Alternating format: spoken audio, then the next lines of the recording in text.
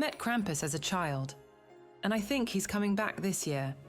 When I was young, and my family would always gather together at the ancestral manor home for Christmas.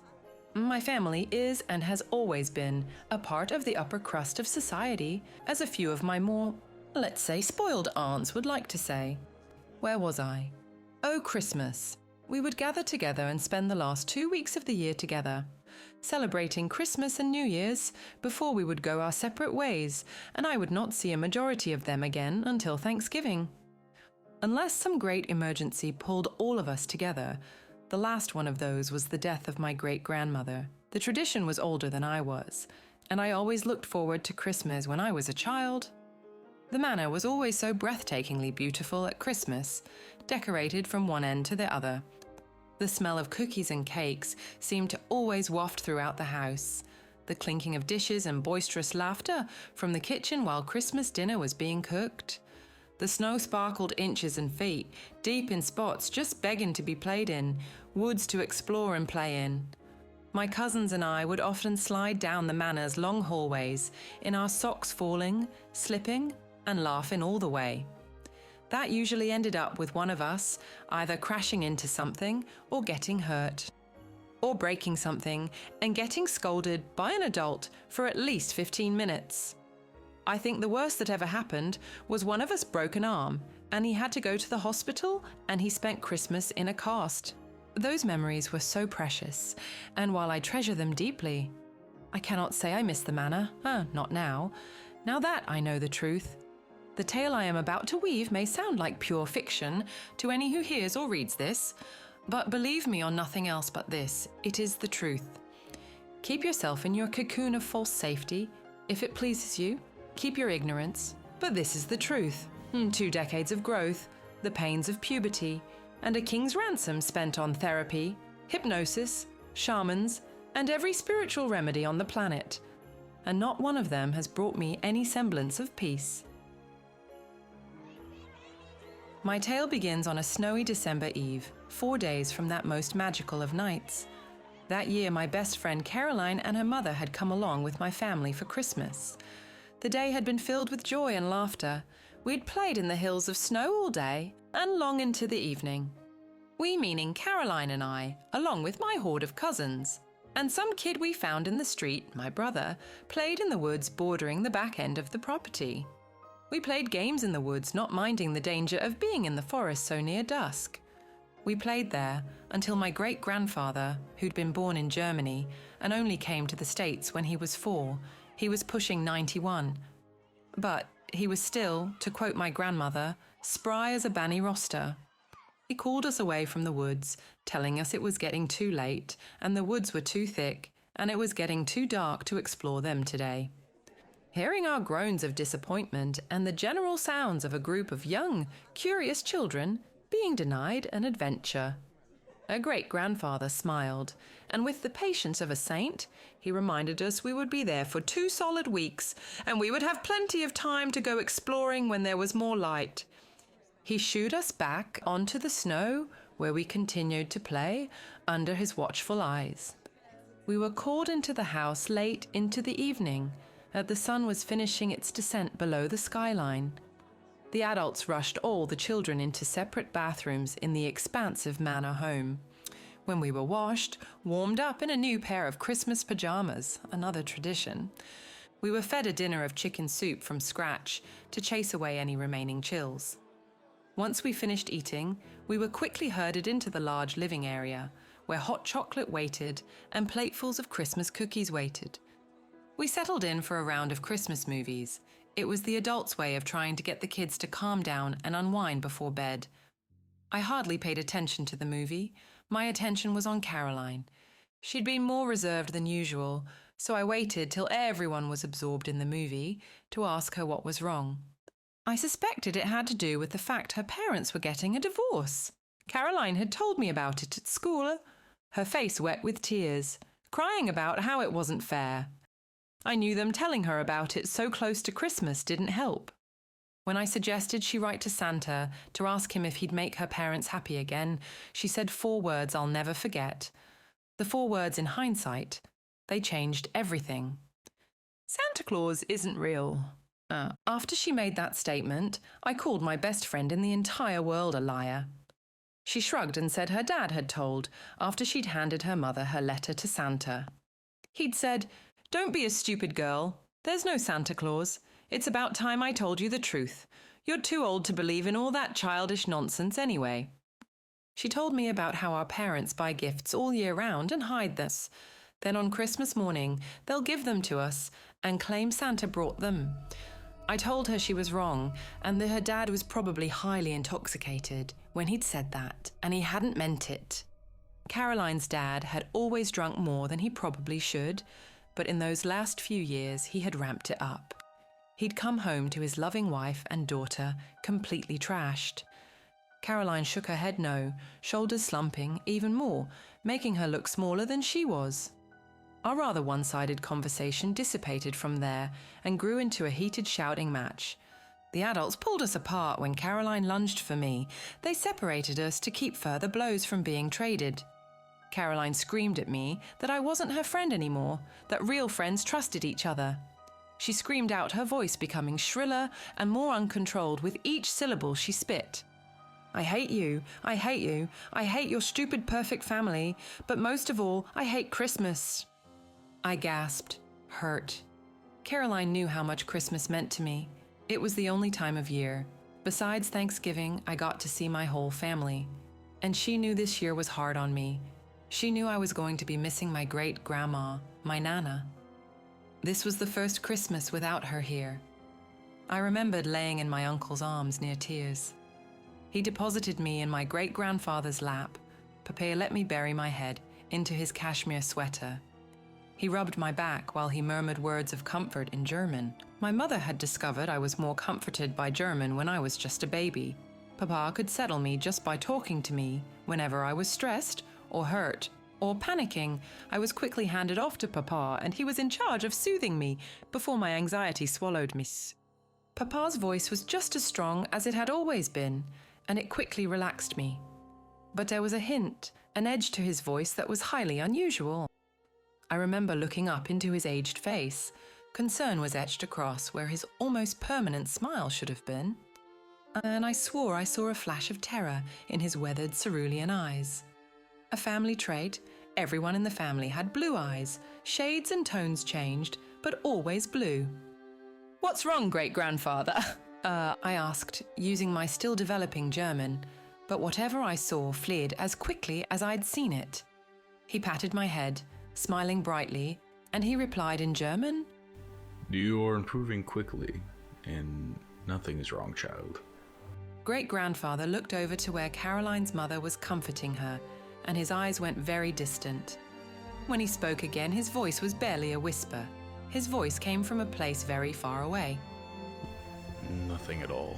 That night, Caroline and I stayed in the same room, as my very extensive family and the two guests filled all the rest. We slept in separate queen beds, usually when we had sleepovers. In the past, we would chatter quietly as we laid in bed waiting to fall asleep.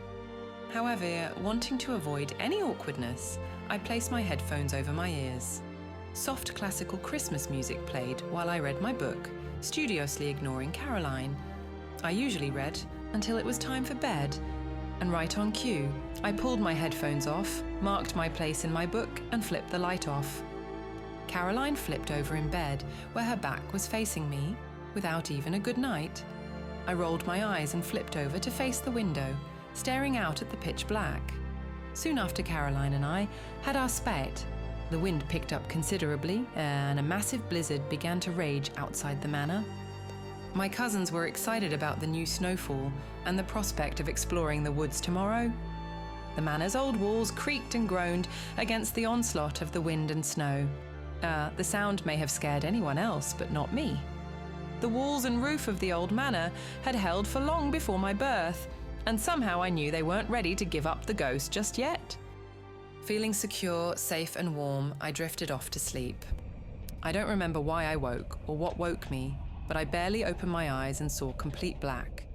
I sat up and rubbed my eyes, clearing them of sleep. I looked to my left out of the window, seeing if the blizzard had subsided yet. Nope. It wasn't just dark outside. It was as if I were looking straight into the depths of oblivion itself. I looked around the room. The only source of light were 2 strands of fairy lights draped around Coraline and I's headboards. My eyes soon adjusted to the lack of light. Looking to my right, I saw Caroline was still asleep.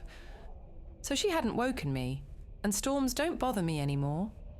I quickly noticed something else. It was bitterly cold in the room. No, not just cold. It was bone-shattering cold. So cold I could see my breath in front of my face. I shivered and pulled my blankets tighter around me. Why was it so cold? Has the heater gone off? I burrowed further under the covers, searching for warmth. I curled in on myself, wrapped myself in a cocoon, did anything to get warm. Finally, I found some relief, and I began to fall back asleep. I heard the wind increase in severity. I shivered. A sound caught my attention. It was quiet. Just above the wind, barely decipherable, almost lost in the roar of the wind. It was a quiet sound of bells. It sounded like 100 bells, all tinkling together in harmony. In my half-awake state, I briefly thought of Santa. But Santa was not the one coming that year. I sat up in bed again. I was shivering again. I couldn't sleep. It was too cold. I wrapped myself in my blankets and I hopped out of bed. The floor felt like a block of frigid ice. I shivered again, and I made my way to the door to go to my parents' room. I wanted to get warm. I gripped the door knob, which was so cold, it almost burned. Just before I opened the door, I heard a sound up on the roof. I raised my eyes to the ceiling and raised an eyebrow. What was that? Did a tree limb fall on the roof? There it was again. It sounded like footsteps. Somebody was on the roof. My breathing grew heavier and quickened. My heart beat against my ribs, and blood rushed in my ears. Danger, my mind whispered. Every survival instinct inside of me screamed all at once. Run, run, escape. Now, more than ever, I wanted to be with my parents. I was 11 years old, and I was terrified. Despite all of that, though, escaping to my parents' room wasn't just for the safety of Mommy and Daddy. That's where Dad kept his guns. One thing kept me from bolting from the room. I heard them again. The bells. Only they were louder this time, as if they were coming from inside the room. I turned around, meaning to go wake Caroline and see if she could hear these things too. Only I froze when I turned, my whole body locked up. I was so still I don't think I even breathed, and for once in my life, my mind stopped working.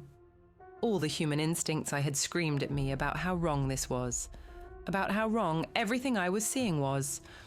I was always a bright child, put in advanced classes, moved up grades, music lessons, reading books that should have been far beyond my comprehensive levels. I was more rational and more reasonable, and more sensible than many children my age. I often think about how it must have amused my parents to no end, even at 11 years of age. The age when many children began to question things such as Santa Claus, and as bright as I was, I still had such steadfast belief in Santa.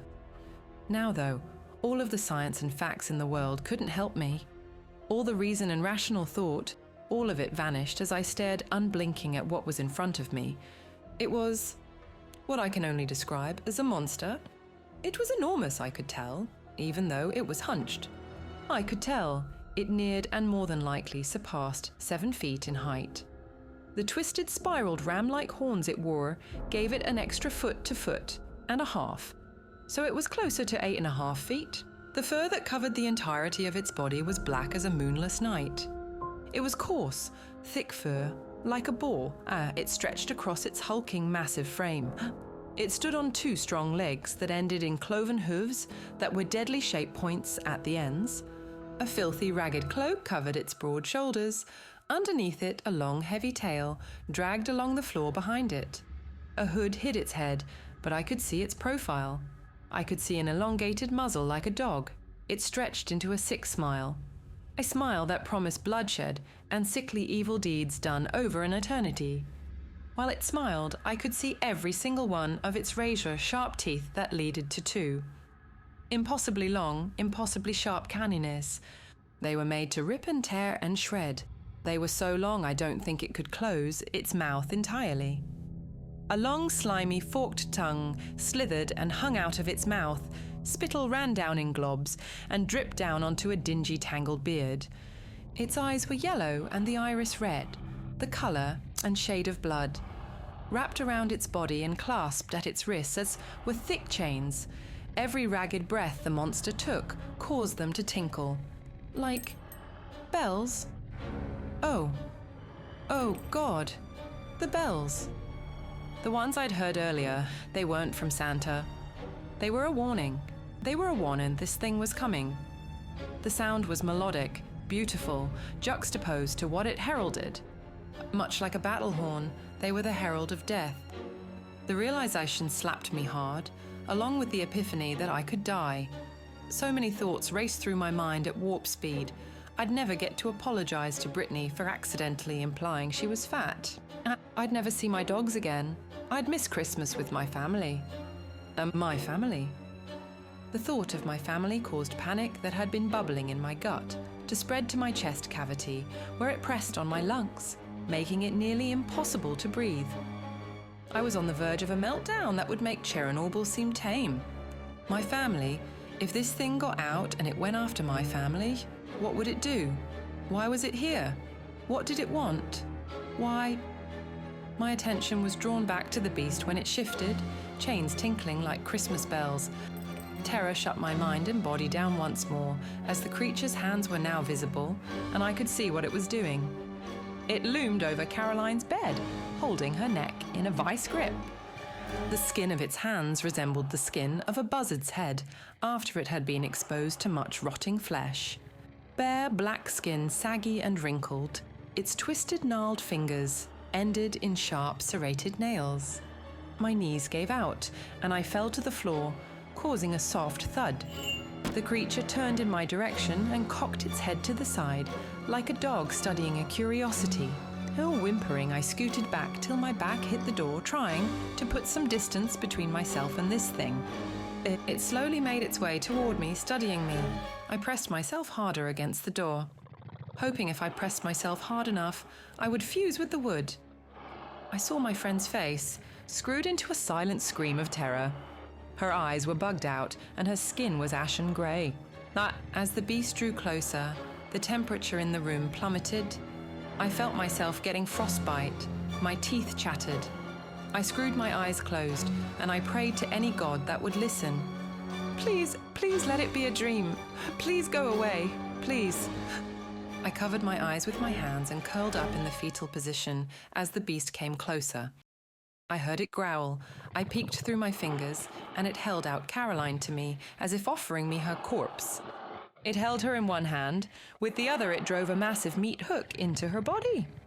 It took the chain and wrapped it around her, once, twice, 3 times, before it used it to strap her lifeless body to its back, like she was a human accessory, a sick version of a backpack.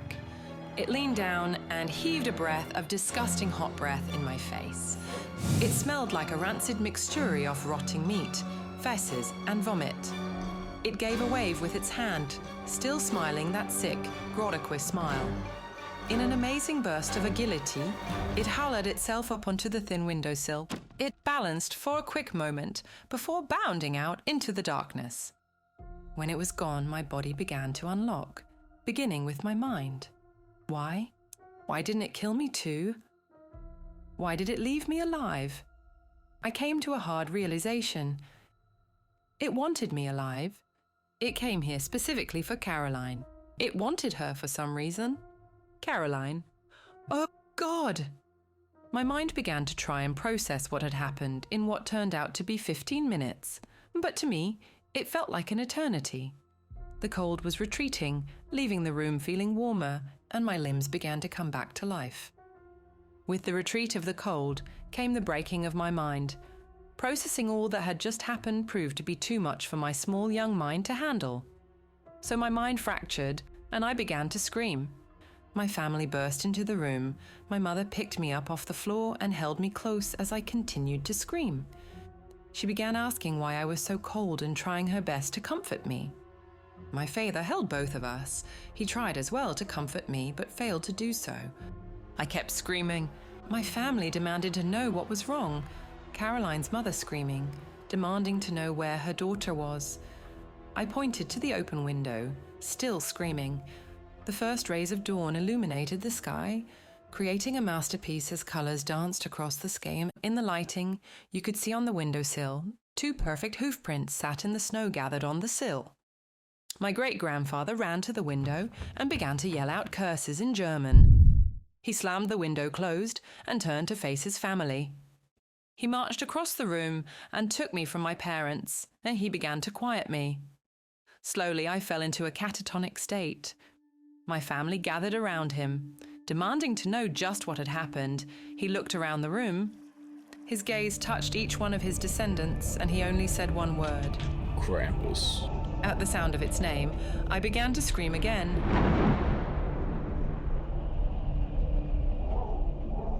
There was an investigation and a manhunt. Search parties scoured the property for days, trying to find a trace of Caroline. They found Caroline's body abandoned. She'd been left by a sewer grate. Discarded like a piece of fetid waste, she was miles from the manor. She was nude and... This I only learned years later, but she was missing her eyes. No arrests were ever made, not surprising. I was questioned by several officers, detectives, child psychologists, and everything in between. I never said a word. In fact, I didn't talk for almost 3 years after the incident. Or even after I began to talk again, I never spoke about that night, not to anyone save for my therapist. Now I'm married, with a son and daughter of my own. My family still comes together on the holidays. Oh, only never at that manor again. After Caroline's murder, we sold the manor and it was left to rot. I'm writing this as a warning. If you hear the bells, it is already too late. I think Krampus has kept me around. Every so often I will hear them, the bells. Sometimes they are barely discernible. Others, they're deafening. Just a little reminder he's always there, always watching. He is sporadic with his visits. It's like he's blown in by the wild winter winds. And I have never heard the bells on Christmas again, though. But I am worried. This year is an important year. My son is 11 this year, the very age I was when I met Krampus. I am worried this year my son's friend Gavin will be joining us for Christmas, along with his father, who is my husband's best friend. Gavin is much like Caroline. His parents are divorcing, his mother is a severe alcoholic, and his outlook on Christmas is very pessimistic. I tried to refuse, but my husband went ahead and invited them without consulting me. By the time I was told, it was too late. So here in my office, I sit on the week before Christmas, here in the dark, worrying, while my family sleeps, safely tucked away for the night. I can vaguely hear the blizzard raging outside. It's gaining strength every hour. The wind roars, blowing the snow against the house. My husband comes to me before he heads to bed. I kiss him goodnight, knowing it would bring up unanswerable questions. I hide how angry I am at him. I sit here in my office, a shotgun loaded, and sitting in my lap as I stare up at the ceiling. I am listening intently, dreading to hear anything other than the wind. The grandfather clock chimes midnight. The electricity goes off, and there they are, barely discernible above the wind. I can hear the faintest sound of bells.